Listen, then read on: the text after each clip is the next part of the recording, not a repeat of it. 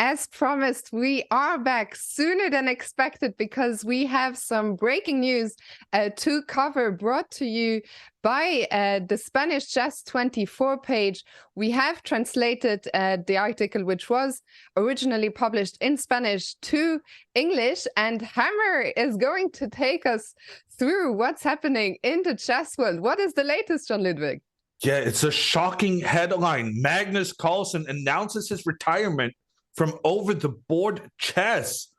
The still world champion, Magnus Carlsen, announced this morning at a brief press conference in Almaty, where the Rapid and Blitz World Championships are being held, that he will not be playing over-the-board chess again for at least a year.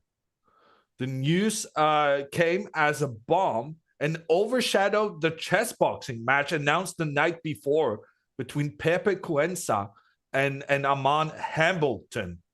What incredible news. I mean, Magnus, who just last week was on the State of Chess stream of chess.com, saying he was looking forward to being an active player, seems to have had a change of heart. Let's see, what else does the article say?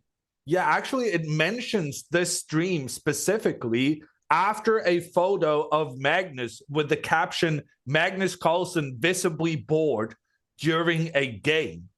The article continues, a few days ago in the official presentation that chess.com made announcing the purchase of the Play Magnus group, Magnus Carlsen predicted the decline of classical chess in favor of fast-paced and online tournaments. Today, his comments were even stronger. After a lifetime of playing over the board, I have decided to not play physical chess again until at least 2024. Of course, I will continue to be very active online. The article quotes Magnus. I mean, this is incredible. Could this World Rapid and Blitz, does this mean that this could be his last over-the-board event in at least a year? What has gotten into Magnus? I see the chat is saying Magnus might be molding, not happy with his latest result. He has, of course, been very active online. And yeah, asked why. Magnus seems to have given an explanation as to why he's favoring the online world of competition. Yeah, asked why Magnus was clear, the article says. Quoting Magnus, the online world gives me the opportunity to compete from home in a swimsuit with my noodles and showing that the level of play like this is not inferior to what I'm doing here. After a lifetime of traveling, I hate fucking airports. Uzbek. Translator's note, he must have meant Cossack food.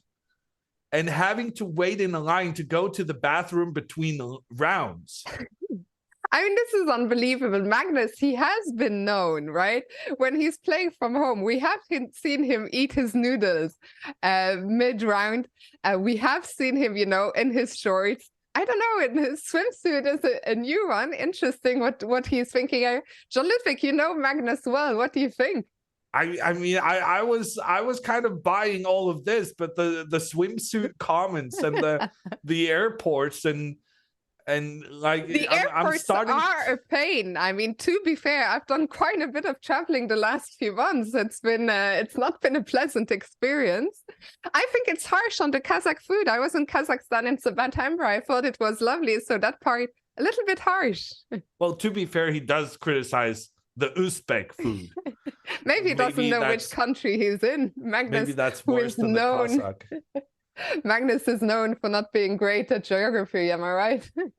At the insistence of a Norwegian journalist, Magnus got up and completely and politely responded in his native language with the expression, "Det var hyggelig å snakke med deg," that we could translate in Spanish of the street as, "Don't touch my balls anymore." Hammer, can you confirm? I mean, I don't speak Norwegian. Is that what he actually said? Well, det er hyggelig å snakke med deg usually means it's nice talking to you. I'm not sure of the Norwegian language abilities of this journalist. But they also have comments from the World Chess Federation. While the reactions follow one another on the networks, FIDE, the World Chess Federation, remains silent, and only its marketing director, David Yada, commented, visibly obfuscated, Norwegian food is expensive and bad. Salmon is clearly overrated. And to be fair, all of that is true. This is why Norway exports all their salmon. People think Norway eats the salmon themselves, but we're just selling it expensively to foreign countries. Magnus doesn't even eat fish, as far as I know. So this actually makes sense. So this bit is actually does make sense. By the way, this is not a joke. You can find the article. I'm sure one of the mods will be happy to share the article. It is up and live on Chess24 Spanish page. This is not a joke.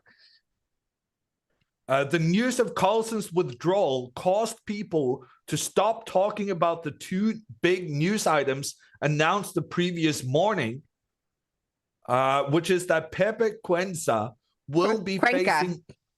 Sorry? Pepe Cuenca. Cuenca. Very good. Will be facing Aman Hambleton in a chess boxing match. The article continues. Last night, the rumor that everyone had been talking about for weeks was confirmed. Pepe Cuenca would have challenged Grandmaster Hambleton to a chess boxing match after the Canadian defeated Lawrence Trent, a great friend of the Granada native, in the first round. So Pepe, trying to avenge his friend, introduced himself as the El Diablo de la Jania, confirmed that the fight will take place at the end of 2023 during the 10th anniversary of the Chessable Sunway Sitges tournament. Then we see the poster announcement, La Venganza, the vengeance.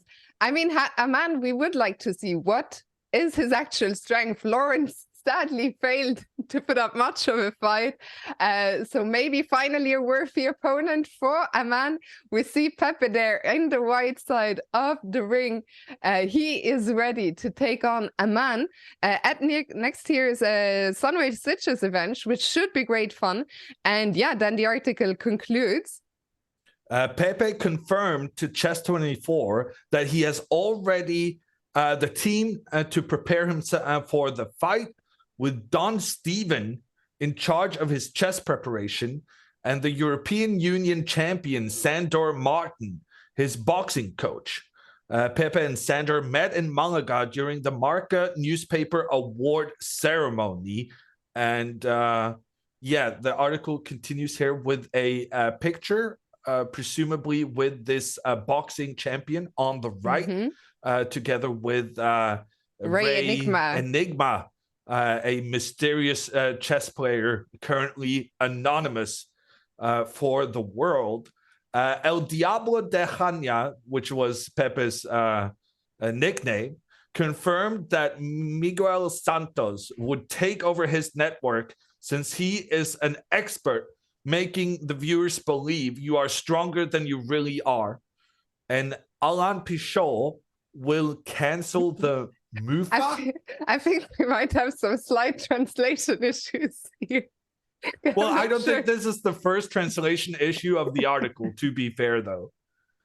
Due to the numerous expenses he will only have to in order to prepare the fight, Pepe considers complementing his recent YouTube channel with an OnlyFans account. I was buying all of this until the OnlyFans got mentioned. I'm starting to think this is not real.